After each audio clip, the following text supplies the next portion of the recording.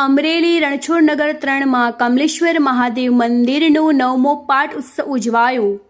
મહાઆરતી અને મહાપ્રસાદ બાદ ભવ્ય શોભાયાત્રા નીકળી।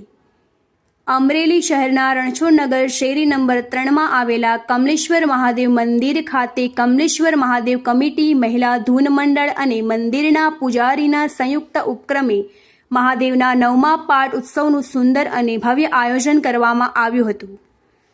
સવારથી જ મંદિર પરિસર ભક્તિમય બન્યું હતું। વૈદિક મંત્રોચ્ચાર સાથે પૂજા, રુદ્ર અભિષેક, હવન યજ્ઞ અને ભજન કીર્તનના કાર્યક્રમો યોજાયા। મંદિરને ફૂલો અને રોશનથી શણગારવામાં આવ્યું હતું। સવારના હવન યજ્ઞ બાદ બપોરે 12 કલાકે દેવાધિદેવ મહાદેવની શંખનાદ અને ઢોલ નગારાના ગગનભેદી નાદ સાથે ભવ્ય દિવ્ય અને દીપમાળાથી મહાઆરતી કરવામાં આવી। ત્યારબાદ બપોરે મહાપ્રસાદનું આયોજન કરવામાં આવ્યું હતું, જેમાં હજારો ભક્તોએ પ્રસાદનો લાભ લીધો। બપોરે 4 કલાકે મંદિરમાંથી ભવ્ય અને દિવ્ય શોભાયાત્રા નીકળી હતી।